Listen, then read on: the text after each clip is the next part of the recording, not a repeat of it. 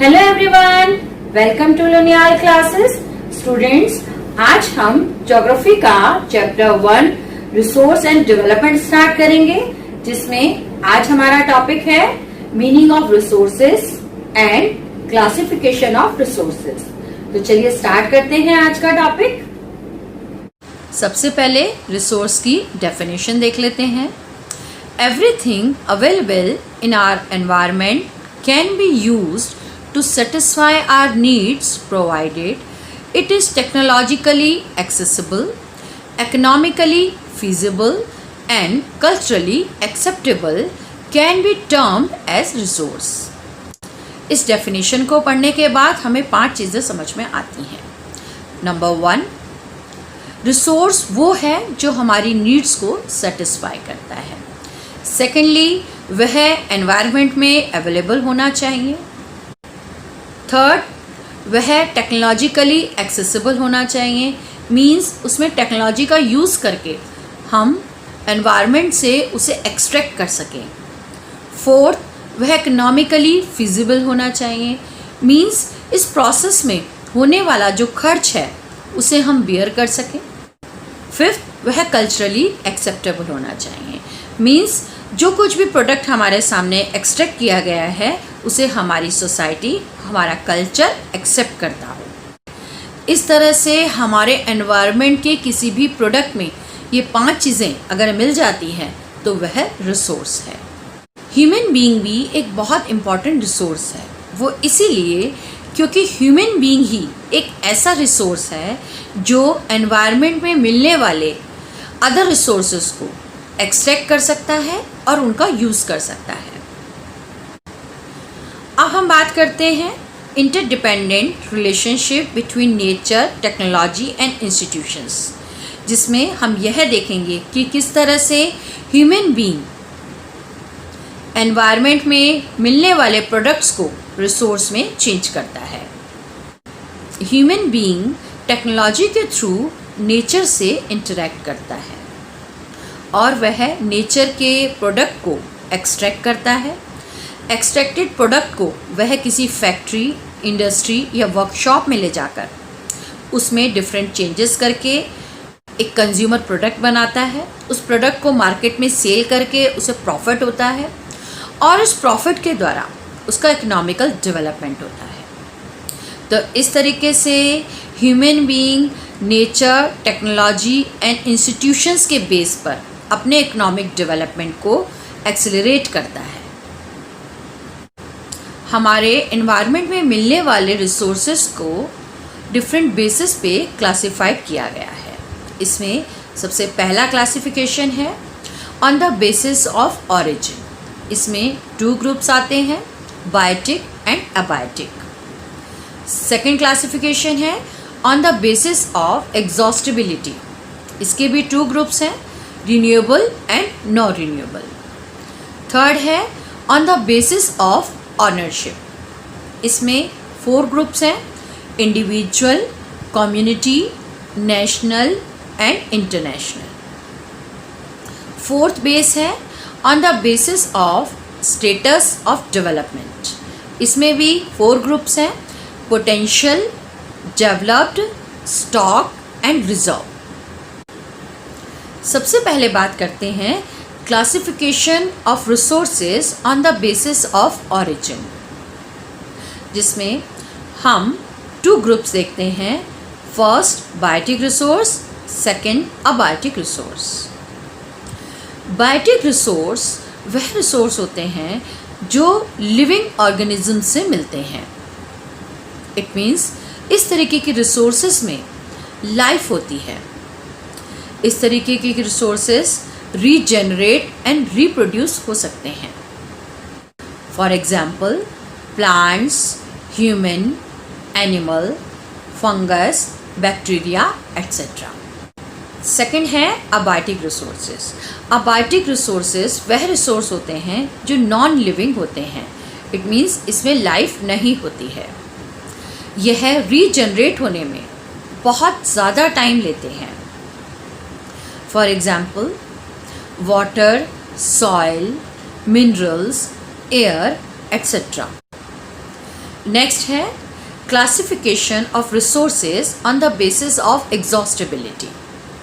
इसके भी 2 ग्रुप्स हैं, number 1 renewable resource and number 2 non renewable resources. Renewable resources को रिन्यूएबल एंड रिप्लेनिशेबल रिसोर्सेज भी कहते हैं। इस तरह के रिसोर्सेज को physical, chemical and mechanical process द्वारा रिप्रोड्यूस और रीजनरेट किया जा सकता है। For example heat energy, water energy, soil, wind energy etcetera. Second है non renewable resources. Non renewable resources वह रिसोर्सेज होते हैं जिन्हें रिप्लेनिश करने के लिए या रिप्रोड्यूस करने के लिए लॉन्ग जियोलॉजिकल टाइम लगता है। मीन्स इसे दोबारा से रिन्यू होने के लिए एक लॉन्ग पीरियड ऑफ टाइम लगता है, जिस वजह से इन्हें नॉन रिन्यूएबल रिसोर्सेज कहा जाता है। इसके एग्जाम्पल्स हैं coal, crude oil, natural gas, atomic energy etcetera. Third classification है on the basis of ownership. Ownership के बेस पर रिसोर्सेज को 4 ग्रुप्स में डिवाइड किया गया है, individual, community, national and international. Individual resources वह रिसोर्सेज होते हैं जो प्राइवेटली किसी इंडिविजुअल को बिलोंग करते हैं। किसी फार्मर की अपनी लैंड, उसका ट्यूबवेल या आपका घर, आपका प्लॉट, आपकी फैक्ट्री एट्सेट्रा इंडिविजुअल रिसोर्सेज में आते हैं। यह इंडिविजुअल इसीलिए हैं क्योंकि इस रिसोर्स के लिए आपने गवर्नमेंट को पेमेंट कर रखी है। सेकेंड आता है कम्युनिटी रिसोर्सेज। कम्युनिटी रिसोर्सेज वह रिसोर्सेज होते हैं जिसे एक इंडिविजुअल पर्सन नहीं बल्कि कम्युनिटी के सभी लोग यूज़ करते हैं। फॉर एग्ज़ाम्पल किसी विलेज का grazing ground, burial ground, village का पॉन्ड एट्सेट्रा। और अगर हम सिटी की बात करें तो सिटी में आते हैं public park, picnic spots, playground etcetera. इसमें नेक्स्ट है नेशनल रिसोर्स। नेशनल रिसोर्स वह रिसोर्स होते हैं जो एक नेशन को बिलोंग करते हैं। इस तरीके के रिसोर्स में एक नेशन की टेरिटरी में आने वाले roads, canals, railway, mineral, water resources, forest, wildlife, land etcetera सभी चीज़ें आ जाती हैं जो उस कंट्री की बाउंड्री के अंदर होती हैं। इसके अलावा नेशनल रिसोर्सेज में टेरिटोरियल वाटर भी आता है। अब ये टेरिटोरियल वाटर क्या होता है? किसी भी नेशन से जुड़ने वाली वाटर बॉडी का 12 नॉटिकल माइल का एरिया टेरिटोरियल वाटर होता है। टेरिटोरियल वाटर को हम इंडिया के मैप से समझते हैं। अगर आप इंडिया की टेरिटरी देखें तो इसकी कोस्टल लाइन से 12 नॉटिकल आगे का जो ओशनिक वाटर है और उस वाटर में मिलने वाले रिसोर्सेस भी नेशनल रिसोर्स में ही आते हैं। नॉटिकल माइल्स क्या होता है? नॉटिकल माइल किसी वाटर बॉडी के डिस्टेंस को मेज़र करने की यूनिट होती है। 12 नॉटिकल माइल्स में 22.2 किलोमीटर आता है। तो इस तरह से किसी भी नेशन की टेरिटरी को टच करने वाली वाटर बॉडी का 12 नॉटिकल माइल्स उस नेशन का नेशनल रिसोर्स होता है। नेक्स्ट है इंटरनेशनल रिसोर्सेज। इंटरनेशनल रिसोर्सेज वह रिसोर्सेज होते हैं जो ना तो इंडिविजुअल के अंडर में आते हैं, ना कम्युनिटी के अंडर में आते हैं, ना नेशन के अंडर में आते हैं। किसी भी कंट्री की टेरिटरी से 12 नॉटिकल माइल्स नेशनल रिसोर्स में आता है। उसके बाद 200 nautical miles exclusive economic zone में आता है और 200 नॉटिकल माइल्स के बाद का जो ओशनिक एरिया है या ओपन ओशन है वह नेचुरल रिसोर्स होता है। इस ओपन एरिया में किसी भी कंट्री का राइट नहीं होता है।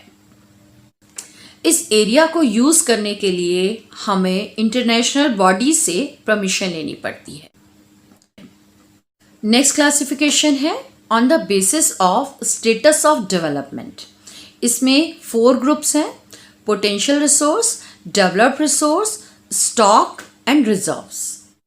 पोटेंशियल रिसोर्सेज वह रिसोर्सेज होते हैं जिनका अभी तक यूटिलाइजेशन नहीं हुआ है। फॉर एग्जाम्पल, गुजरात और राजस्थान में विंड एंड सोलर एनर्जी का बहुत ज़्यादा पोटेंशियल है, लेकिन अभी तक हमने उसको यूटिलाइज नहीं किया है। डेवलप्ड रिसोर्सेज वह रिसोर्सेज होते हैं जिसका हम प्रॉपर सर्वे कर चुके हैं कि उसकी कितनी क्वालिटी एंड क्वांटिटी हमारे एरिया में अवेलेबल है। इसका एग्जाम्पल है कोल। स्टॉक में वह रिसोर्सेज आते हैं जो हमारी नीड्स को सेटिस्फाई कर सकते हैं, लेकिन हमारे पास वह टेक्नोलॉजी नहीं है जिसके थ्रू हम उसको यूज़ कर सकें। इसका एग्जाम्पल है हाइड्रोजन। हाइड्रोजन एक एनर्जी का रिच सोर्स है, लेकिन इसका कैसे यूज़ किया जाए इसके लिए हमारे पास टेक्नोलॉजी नहीं है। नेक्स्ट आता है रिजर्व्स। रिजर्व्स उन रिसोर्स को कहते हैं जिसको यूज़ करने की हमारे पास टेक्नोलॉजी भी है, लेकिन हम उनको यूज़ नहीं कर रहे हैं क्योंकि हम उन्हें अपनी फ्यूचर जनरेशन के लिए कंजर्व करना चाहते हैं। For example, the water in the dams is reserve which can be use in future to generate hydroelectric power. तो ये था आज का हमारा टॉपिक। इस टॉपिक से रिलेटेड अगर आपके कोई डाउट्स हैं तो मुझे कमेंट बॉक्स में ज़रूर लिखकर बताइएगा। बने रहिए मेरे साथ मेरे नेक्स्ट वीडियो में। इसका टॉपिक है development of resources. Thank you so much.